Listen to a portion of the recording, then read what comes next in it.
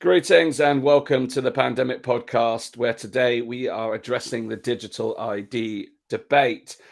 First, we had lockdowns, then came the vaccines. Next, the idea that certain parts of society might be for the vaccinated only, something we're beginning to see in different parts of the world as we speak, enabled by smartphone-based vaccine passports. But is this momentum towards social control the precursor of digital biometric IDs? Will the state require us to sacrifice some of our independence and free will to participate within society? Is this an inexorable move towards an Orwellian dystopia where we are coerced into constant surveillance or get effectively sidelined by society based upon the conditions and will of the government? Could we also be looking at central digital currencies tied to our identity that could be turned on or off based upon our behaviors, somewhat akin to the social credit systems that we've seen in other parts of the world? Or is digital ID merely an inevitable next stage of our adoption of technology? To answer these questions and more, I'm joined by Jeffrey Peel, who is founder of Tech, the New Era, for an in-depth exploration of where all this could be heading and how you can join the debate at his live event in London on Thursday, the 25th of November. Jeff, it's great to have you back here for take two of our recording of this particular conversation. Hi, Dan. It's great to be with you, and thanks very much indeed for giving me the opportunity to talk about the debate. It is shaping up to be quite an event. We've got some brilliant speakers on either side. I'm going to talk about them later, I would imagine. Yes. But yeah, looking forward to it. So that's Thursday, the 25th of November in London. Yeah, so we're here to talk about this debate today and what's led to you starting it with some practical examples from your own. You've just been away to Greece. Be interested to hear your experience there and how vaccine passports have been rolled out. But what led you to hosting this debate? What made you feel so strongly that this debate was required, that you've gone to the extent of putting on a physical event in London? Well, there was a couple of things. One, my background is in tech. I've worked in technology for pretty much all of my career. And therefore, the whole topic of digital ID was always, it was always doing the rounds in the sort of technology circuit as being something that should be looked at. And there have been moves, obviously, in the past to implement digital IDs in the United Kingdom and various other nations, and it has raised the whole libertarian versus authoritarian debate as to the role of government in our society and the role that government should have in terms of telling us how we should live our lives, and also should be surveilling us in terms of how we live our lives. So when Tony Blair planned to introduce digital IDs in his premiership, it was opposed vehemently by the Conservative Party. I was, as somebody who was involved in technology back in those years, I was heavily involved in that debate and have been subsequently. The government has tried over the years to implement various forms of digital ID. In terms of accessing digital government services, they came up with a program called gov.verify, which was actually very unsuccessful. There wasn't much in the way of take up of that because people feel that they have perfectly adequate means of proving who they are, that they are who they say they are, with passports and national insurance numbers and so on. So whether we have that move to the next stage of digital identity by having some type of biometric system or having to opt into certain medical procedures to be able to avail of certain services is a debate that really has come to the fore, really as a result of the rollout of the vaccines and the proposed vaccine passport program.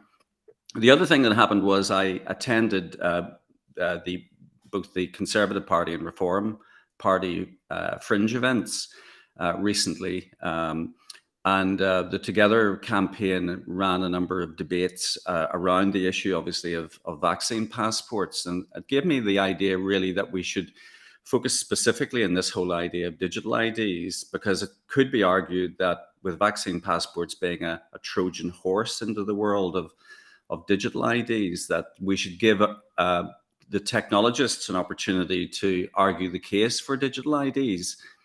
Because to date, that really hasn't happened. It's been very much a healthcare focused debate, but the technologists or indeed the technocrats haven't really been given the opportunity to air their particular side of the argument as to what benefits there might be from these digital ID programs, if indeed there are any. And I think, as somebody who worked in technology myself, I have to say that in the past I have argued the merits of digital identity as a means of getting access to certain services where the identity processes are decentralized rather than centralized. So I am an advocate, for example, of where you have to have a digital ID system. It should be a decentralized system where the citizen has control over the process of identity, and that the government shouldn't have access to that data in a centralized data repository in the way that's proposed with vaccine passports.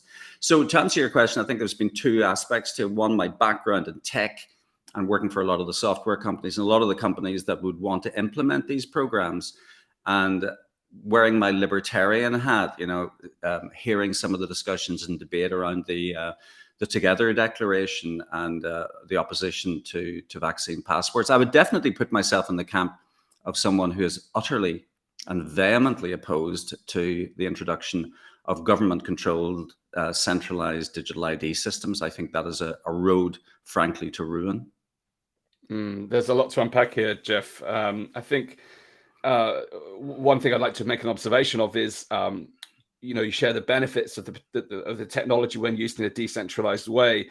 I think one of the challenges of a situation like this that we've experienced, where these topics become politicized, is that it's very difficult to then have a proper evaluation of the different tools and technology, and that they become they become a point of debate. So when people hear digital IDs, they immediately think of the kind of more Orwellian centralized version, particularly on the back of the last 2 years with the rise of the digital surveillance that we've seen, threatened by the likes of vaccine passports, etc. Enhanced by the likes of vaccine passports, which we'll come on to talk about. But I think it's important to be able to see that, because I've seen the same happening in other areas where technology becomes kind of demonized. Whereas I think there's an opportunity to look at the benefits of these things, but look at the costs and the risks. And I too have been involved in technology for over a decade, and have spoken at length when I speak to students about the ethics of decisions and the spillover effects of technology that we often don't see until after the fact, which could have actually been largely predictable, which we can talk about now in terms of the context of vaccine passports. Because I think there's a lot of people who see vaccine passports as an extension purely of the pandemic response, and haven't yet necessarily drawn the dotted line to digital identification. So tell us a little bit about your perception of vaccine passports in the context of this digital ID debate. Well, I've just been through the process, really. I've seen it for myself. I just recently returned from Greece. I arrived in Greece the first day that the mandated vaccine passport program was implemented. So, for example, in Greece now, in Athens, in central Athens, you cannot eat in a restaurant, even if you're eating outside, unless you have a vaccine pass. And to get into standard retail shop, to go clothes shopping or look for a pair of jeans, you have to show a vaccine passport to do that. This is the most draconian invasion of human liberty that we have ever seen. This is frankly ludicrous. Why on earth should we have to show a vaccine passport in order to get into a clothes shop? Particularly, by the way, when everybody in central Athens is masked, so clearly the masks don't work, so every layer of COVID control is proven to be more ludicrous, with every layer that they impose. And now the latest layer in Greece, and obviously in many other countries, in Austria, France, thankfully not yet Spain, where it's been outlawed. The use of these passports has been outlawed in Andalusia and Catalonia, for example. But in Greece and France and other nations, they are rolling these things out, and they are severely curbing human liberty. And therefore, if the system that is being used in order to implement vaccine passports is a digital system, because in Greece, for example, you show your COVID pass. They have at retail, they've rolled out an app which is used by the retailers and the restaurant chains and so on. And they can read that app on their little devices. And it either says yes with a lovely big green tick or no. Now, obviously, elderly people and so on may not have access to smartphones. So the system requires maybe their family members or whatever to print out a COVID certificate on their behalf, so that there is still a degree of paper shuffling. The whole idea is that you have to show your papers. Well, actually, in Greece, where smartphones are not widely used by certainly elderly demographics, there is literally the showing of papers at shop fronts. But the consequence, of course, is the shops are empty. They are literally empty. We walked around shops around Syntagma Square and looked in, and there was nobody in them. This is going to completely destroy certain sectors of our society. The whole Greek cafe society and taverna culture is going to be decimated unless they get around this issue. So I'm hopeful, obviously, that the Greek government, because Greece is and other European nations are so dependent on tourism, will quickly drop this policy when it sees the effect on the hospitality and retail sectors. But of course, that isn't assured at all. And the other thing, of course, is we have been seeing COVID cases rising in lockstep with the rollout of the vaccination programs. We don't know the reasons for that, but it does appear to be the case that the more they mandate these passports and they mandate vaccination, the more we see an increase in cases. And of course, the Wall Street Journal, for example, just this morning or yesterday, I believe, published a story indicating that there has to be increasing investigation into the link between vaccine rollout and myocarditis. So somebody said to me recently, if you want to see the consequences of the vaccine rollout program, don't be looking in the COVID wards, look in the cardiac wards, where the consequences are yet to be proven, but certainly there are questions to be asked. So I don't think I answered your question, though, but certainly the vaccine passport schemes, a bit like the vaccines themselves, are being rolled out very, very quickly. And there are loopholes in the systems in that, with paper shuffling and so on, there may be a way around them. But the fact is that over time, those systems will be tightened up. And ultimately, we will see the emergence of a two-tier society where the free thinking are going to be discriminated against in favor of those people who opt into the system and are quite comfortable with being mandated in terms of their health procedures and also the showing of papers and vaccine passports. So it is an inevitable move towards digital ID systems. Well, I think, Jeff, that again, there's so much to unravel here, because there is so many strands to this debate just in this one conversation alone. So firstly, the premise by which the vaccine passports are being introduced, which when they first were put forward, it was put forward as a mechanism for enabling the economy to reopen. And of course, in many parts of the UK, we've been open since July. It's now November. So we didn't need any form of vaccine passport to open the economy. And of course, the economy was only closed not because of COVID itself, but because of policy. We have to remind ourselves that it's government policy that closed the economy, not a invisible virus that hit the off switch. It's government decisions. And similarly, vaccine passports are a government decision. But the premise by which they can help safely reopen the economy has already been largely disproven by the fact that the vaccines do not, they're non-sterilizing, they do not prevent transmission or infection. So you're effectively creating this honeypot situation whereby you have shops, restaurants, retail outlets.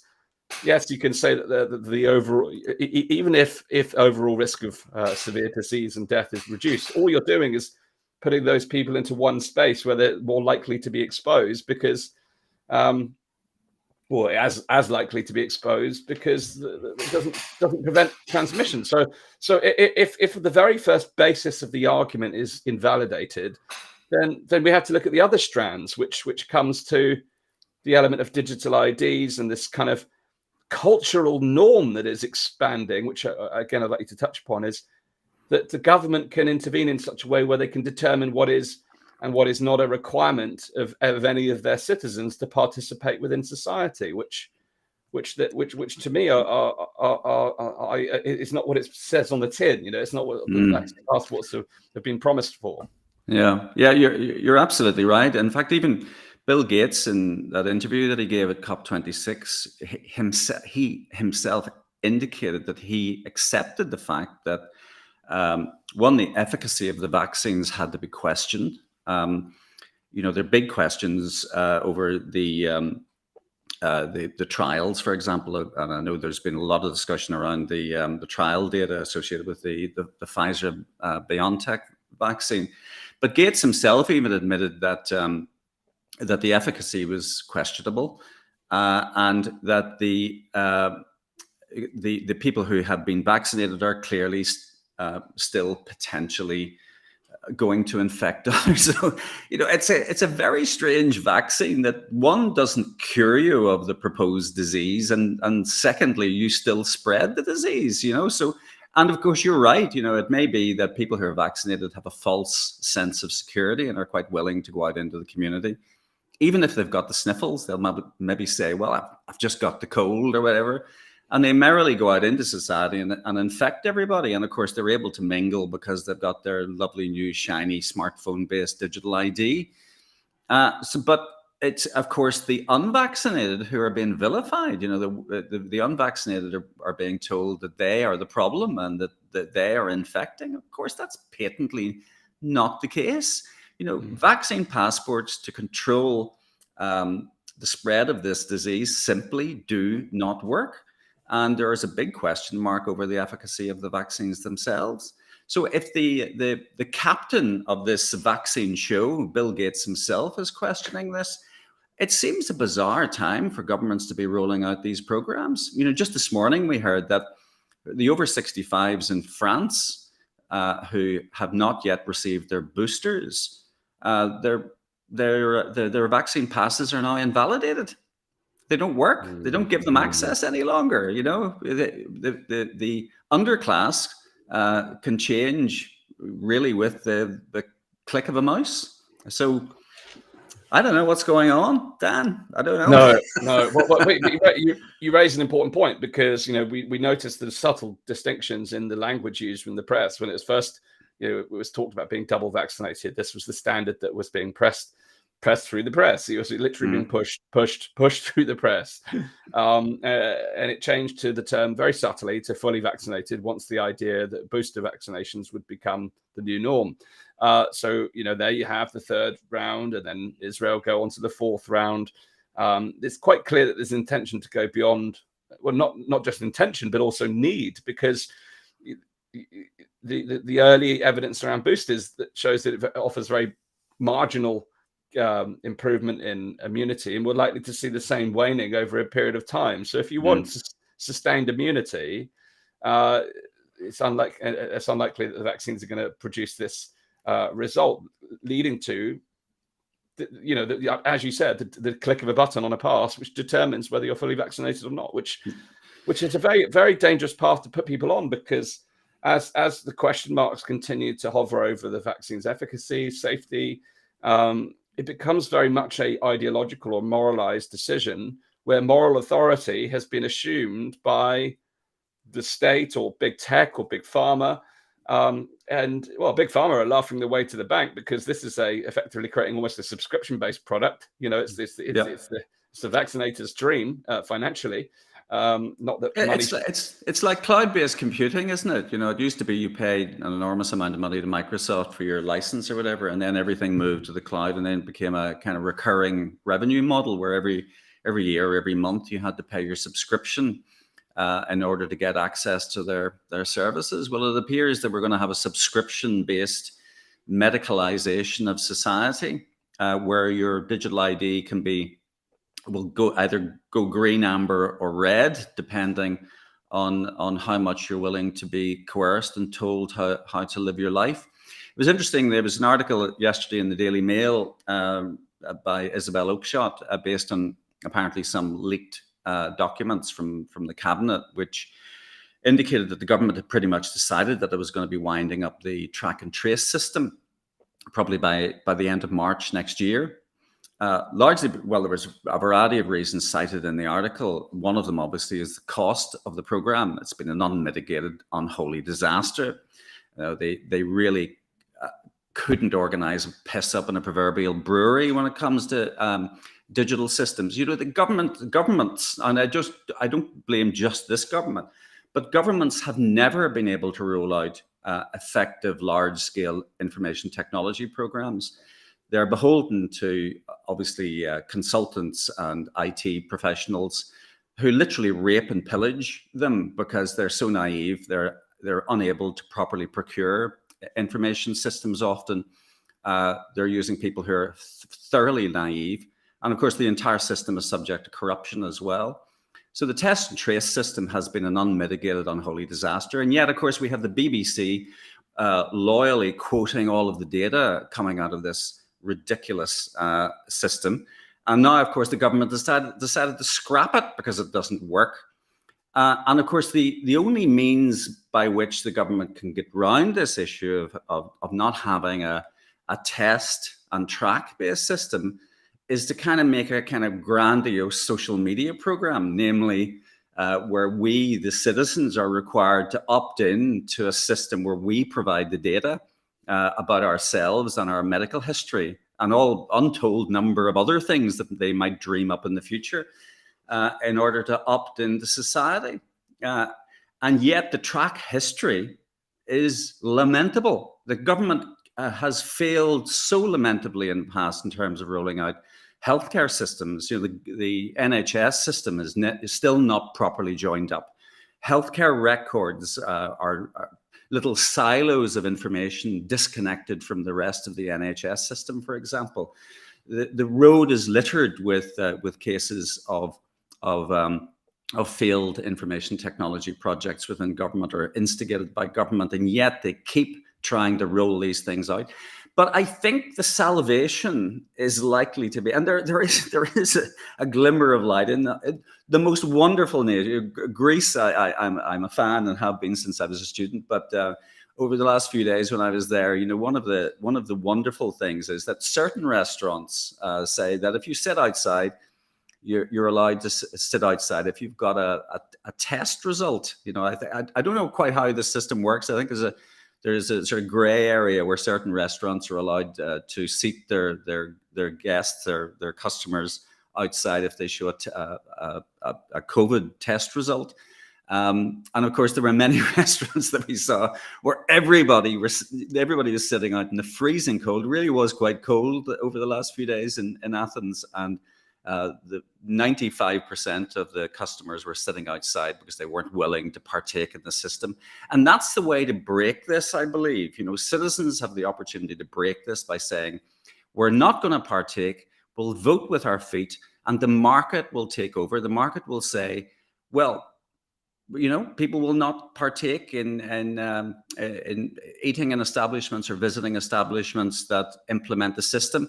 And business owners are brilliant at getting around some of these rules as well, particularly in places where, like Greece, where you know, they'll come up with weird and wonderful excuses not to stay true to the law. But of course, others might well say, well, they're going to fine us 10,000 euros if we don't stick with the system, so we have to go along with it. But thankfully, customers will vote with their feet and find places and establishments that are a bit more free thinking. Dan, unfortunately, I can't hear you. No, yeah, so apologies. So this issue isn't about whether simply you are vaccinated or unvaccinated. This is about whether you are willing to tolerate this level of government intervention into private life, because it doesn't necessarily stop here. You know, it could be a COVID vaccine today, flu vaccine tomorrow, or any other human behavior. And what we've seen throughout history is when you begin to discriminate and segregate and stratify people based upon human characteristics or behaviors, there has not been a time in history where this has ended well. No. And we are at the dawn of this piece right now. This is the trajectory that we are very clearly on, that needs to be stopped. And you're absolutely right. I do share that view that the public hold that power, but I'll come to that in a moment. But what he described is still, even if it's showing test results, it's still a show me your paper society. Oh, And yeah. we have to remind ourselves that all of this has been predicated upon what is largely a campaign of fear, which has created the scenario. I mean, to me, I describe it as the greatest fear-based marketing campaign in history, whereby even the level of dissonance around this is insane. Even if people now have had multiple friends who have had COVID, their children have COVID, their children's friends have had COVID, was, of course, there are sad occasions which lead to serious illness or even worse, death. And we're not taking anything away from that, but there are clear, nearly 2 years of evidence now. There's some pretty clear-cut risk factors that again, there's always exceptions, but we've got a situation where the underlying need has just been heightened so aggressively by this fear campaign that we're no longer rationalizing upon the very basis of the argument, which is about the idea of getting sick. But we've also got this new culture where now we are presumed sick until proven healthy. For nearly 2 years now, even if you could be completely healthy for the entire time, but based upon the way the government has treated you, you are assumed to be sick. This idea of asymptomatic transmission. And again, in preparation for this broadcast, I re-reviewed the latest evidence on asymptomatic transmission. And whilst it does exist, it's exceptionally small risk. It's negligible, as is pre-symptomatic, because pre-symptomatic is a bigger problem than asymptomatic transmission, but very marginally. Again, it's incredibly small levels of risk, according to the data. This is so all of this is still predicated on this heightened fear, the idea that people mingling together is going to drive these super spreader events, and that these things justify the end. Which, even if you take the vaccines off the table, it's the idea that you follow this test culture. It's still a show me a papers society. But what my concern about this is that whenever we see a crisis, and there's always the old phrase, never let a good crisis go to waste, it feels like governments are taking that opportunity. And this idea of a show me your papers society is a gateway to the types of things, or could be a potential gateway. Vaccine passports become the gateway drug to digital IDs, which have a much far-reaching capacity to take different forms, in my view, of conditional-based living, where the other value judgments, now that we've seen that moral authority has been assumed by the state, they can also extend that moral authority over different forms of behaviors, as we've seen in the likes of China with the social credit systems, which are all predicated on a digital identification system. The tools and technology are all there. The investment, if you read any of the Gartner reports or any of the industry reports, the PwC's, these Ernst & Young, the major reports, the Deloitte, that have written massive pages and pages on the expansion of the digital ID industry.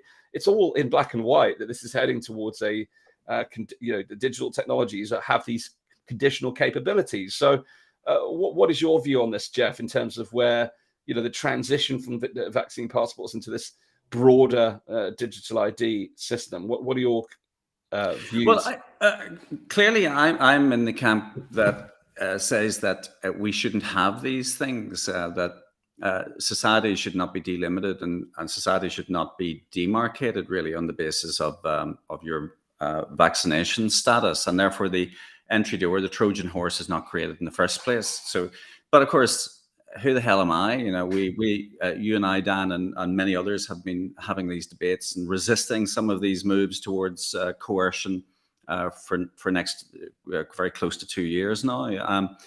It may well happen. I think it's a classic example of corporatism, though, at play here. Government really in the United Kingdom doesn't exist any longer, and as society becomes more and more complex, essentially the power brokers are the corporates. And we've seen that with test and trace, for example. It was well quoted over the last few months, the day rates that were being paid to the consultants that were involved in the test and trace programs.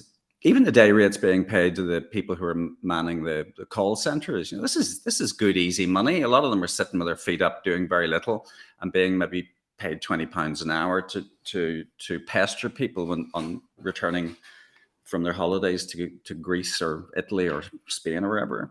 But the corporates are driving it, and we have government. And again, it goes back to the point I was making earlier that many in the civil service, and Dominic Cummings, bless him, pointed this out when he was at the civil service or working within Downing Street, that most civil servants with liberal arts degrees and so on, highly unworldly, they've never really worked in business. They may well have got a first-class honours in classics from Cambridge or whatever, but that's about, and that obviously is an indication of their great intellect. But in terms of worldliness and understanding how systems work and the complexities of the modern world, they have no idea. And therefore, they have no idea when they're being hoodwinked. And they are. This is a gravy train. And ultimately, I think it's about following the money. Richard Tice of the Reform Party has been very good on this, that there's a huge amount of money to be made in following these government dictums if you happen to work for a major systems integrator or software firm. And it's no coincidence that Bill Gates has been such a strong advocate of vaccine passports and vaccines and the rest, and the draconian authoritarian strictures that have been applied, for example, in Australia and New Zealand. This is a wonderful orchestrated means of large companies making an absolute killing. And the fact that the vast majority of our society can't see that they're actually being taken for a ride is absolutely astonishing.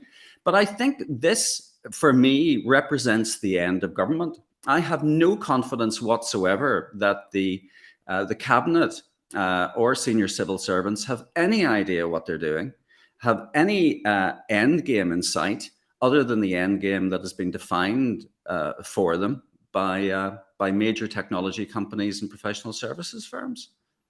Well, Jeff, you make a really interesting point. I mean, I've just had a few days off over the weekend for various family occasions, and you come back afresh on Monday morning and thinking about, where do we go from here? What is the solution? And ultimately, what has occurred for myself is that I've lost absolute trust in government, absolute trust in media, absolute trust is gone in science, any central institution, whether it's the World Health Organization, the UN. And I thought, this is not sustainable. It's not tenable. So we have to, as we've seen in other kind of global crises, whether it's warfare or economic recession, off the back of these major global events, we often see radical change, or can see the seeds of radical change, and the birth of new institutions and organizations to lead the world forward. And I fundamentally believe that this is the opportunity that comes from this, is we reevaluate the role of government, we reevaluate the role, the relationship between the government and the individual, and also the private sector, because you're absolutely right. There is no. It's who runs the government now, and it's. But Dan, the thing that I find astounding, during the COVID debate, we had lots of people, or captains of industry, or people who ran, commercial businesses, taking a position and taking often a personal position, but saying that they were acting on behalf of their organizations. Michael O'Leary of Ryanair would be a case in point, where he was absolutely, vitriolic about the moves towards Brexit and UK exit from the European Union. And yet he has said very, very little about the absurdity of some of these systems. He made a whole issue over the fact that we had to bring in little plastic bags onto the plane to put our cosmetics and, face lotions into. But he said nothing about the absurdity of us all sitting around wearing masks after everybody in the plane is supposedly vaccinated or has had a PCR test. In the case of the recent flight that I took, everybody in the plane has been either tested or has been vaccinated. And apparently, if you're vaccinated, you're perfectly safe. And yet we all have to sit around in masks in the plane.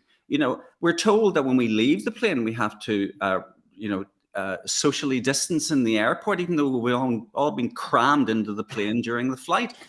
This is ridiculous, absurd, anti-scientific bollocks, frankly.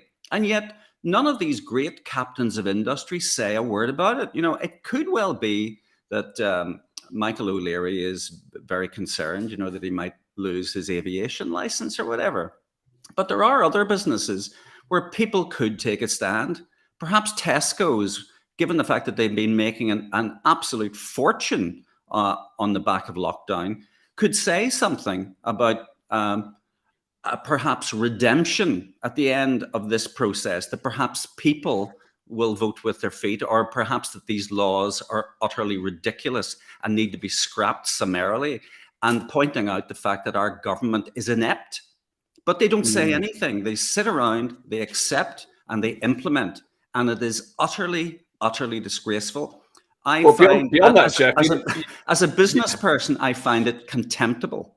Yes, well, you mentioned Tesco. I don't know if you've seen it. Interesting example, because they've made a statement in their latest advert where Santa Claus at the end of the advert, the Christmas advert, presents his vaccine pass with a green tick. So Tesco's have quite clearly made a statement, but not the kind that we would like to see. Perhaps they're being ironic.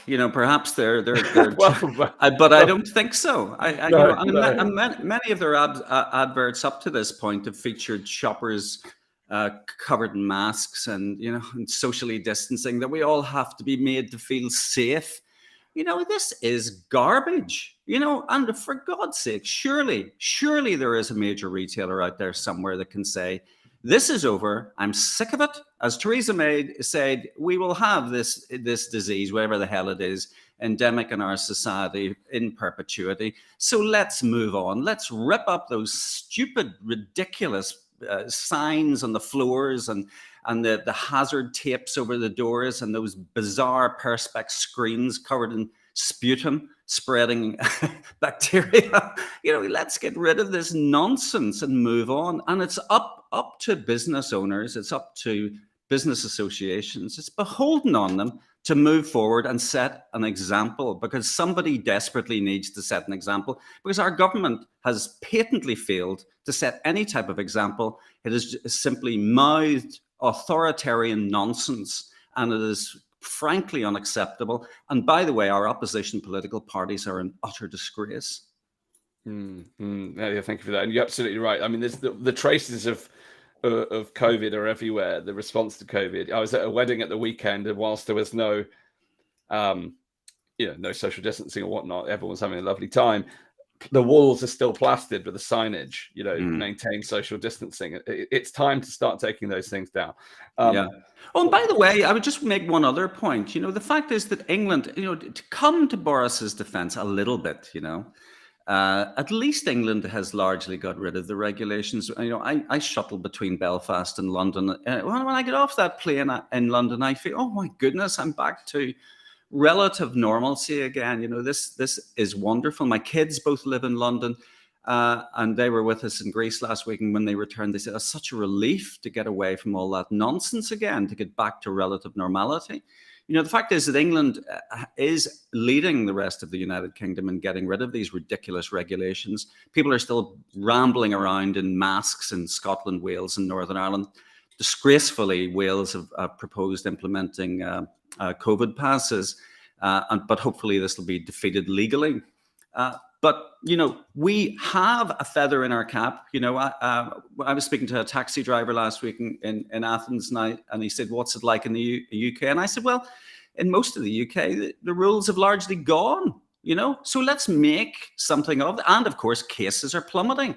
So let's make something of this. Let's be a great nation again. Let's be Great Britain and shout from the rooftops that these rules and this coercion doesn't work. It doesn't work. It is, in fact, if anything, the more coercion, the more mandates, the greater the increase in COVID cases. So let's get rid of the regulations and move on." Yes. The only caveat I'll add to what you've said is unless you work in the care home or of course, right. And bizarrely, that hasn't been the case in some of the devolved regions, where care home workers still unvaccinated care home workers are still clinging on to their jobs, which isn't the case in England, of course. So we should be pooling our resource and coming up with policy responses which are appropriate, and learn from each other and learn from our European neighbours, some of which have messed up big time. Yeah, absolutely right. There's been a real lack of that within the response. There's been a reluctance to look at any country that has imposed very light touch restrictions and had very favourable results, because it doesn't pave the pathway to profit that we've talked about throughout this. I sat with a pharmacist who's been a pharmacist his entire career. He's also trained in medical law, and he shared his experiences and witnessing how these industries that have profited from the pandemic are the ones that are propping it up, really, because they stand to lose if many of these things fall.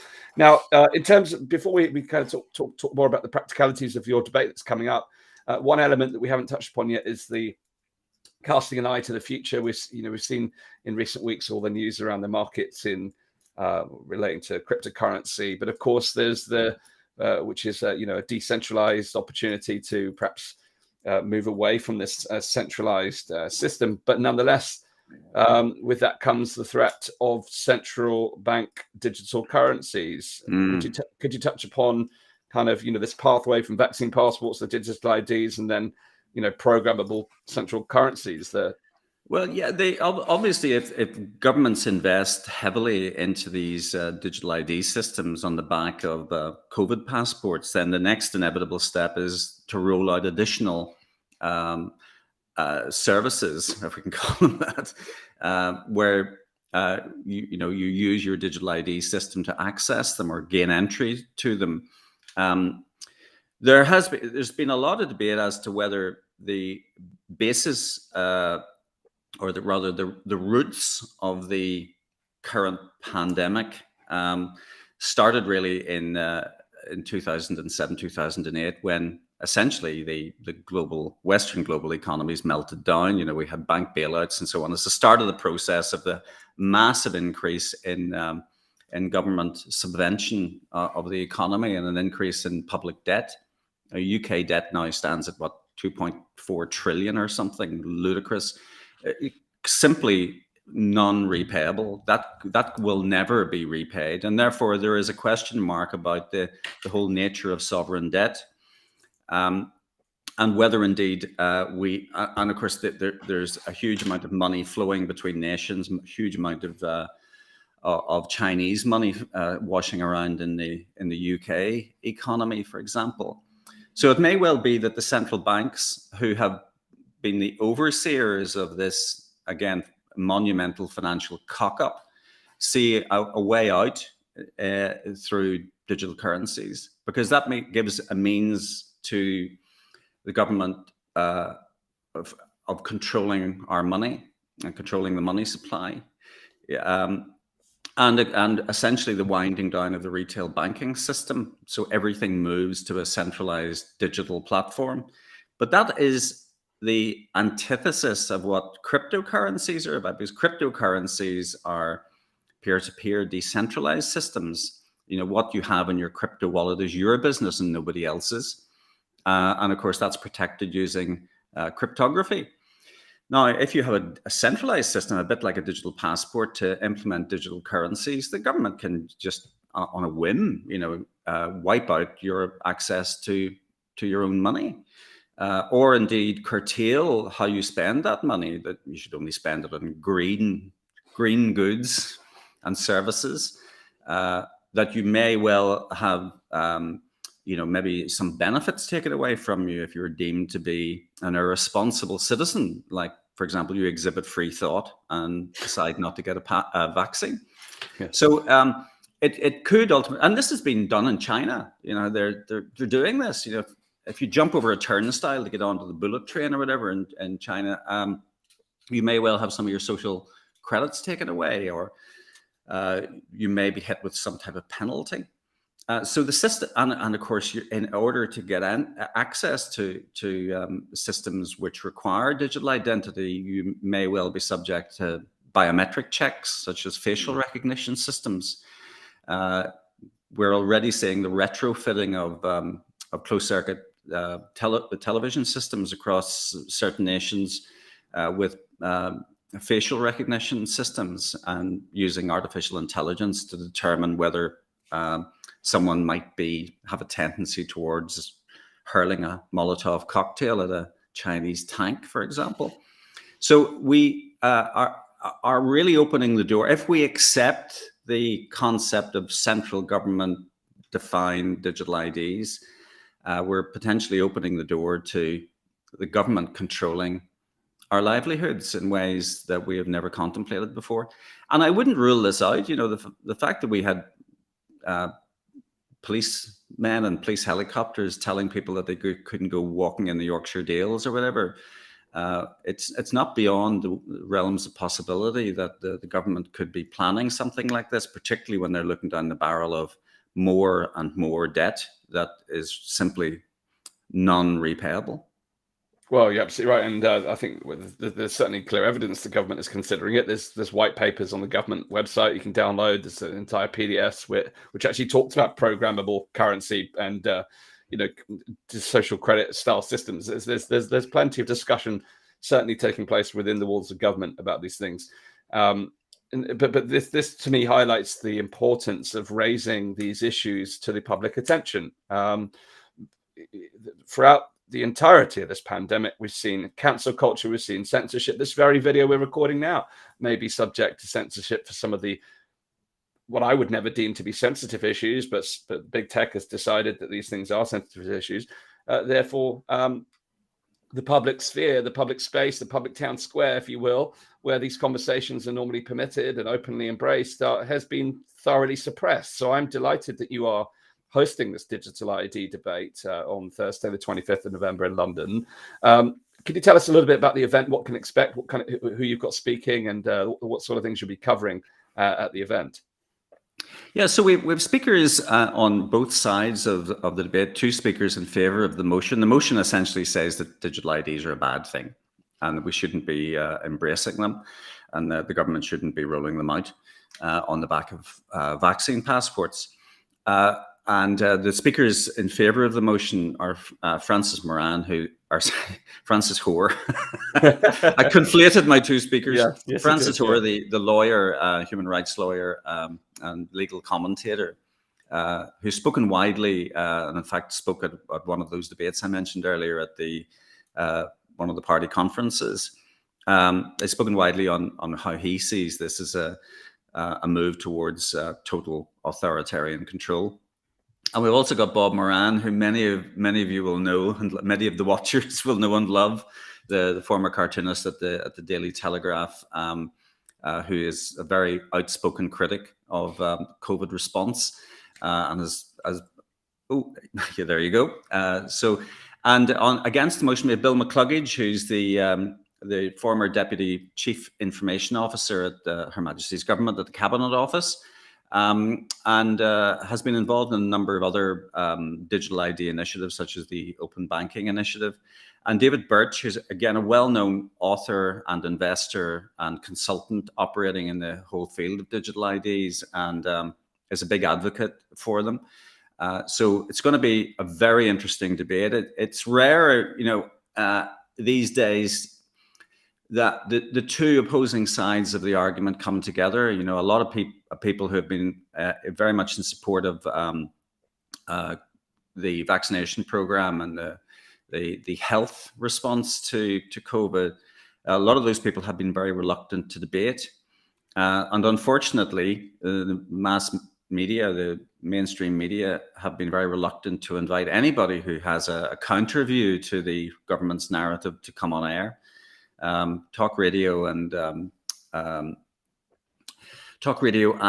GB News. I forgot the name, but there for a sec.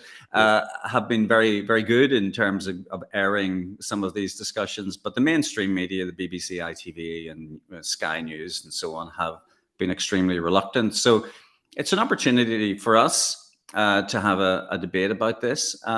It may well be that Bill and David make some very valid points about some of the merits of digital IDs. Perhaps they take a view that that this shouldn't be used in the way that the government is proposing using it. I don't know. I just don't know what they're going to say. But essentially, so it's a battle between the ethicists and the legal minds versus the technologists. So in that respect, it's going to be an extremely interesting evening. Well, I'm absolutely certain it will be, and I think one of the things that we've seen is this polarization, and I think it's manufactured.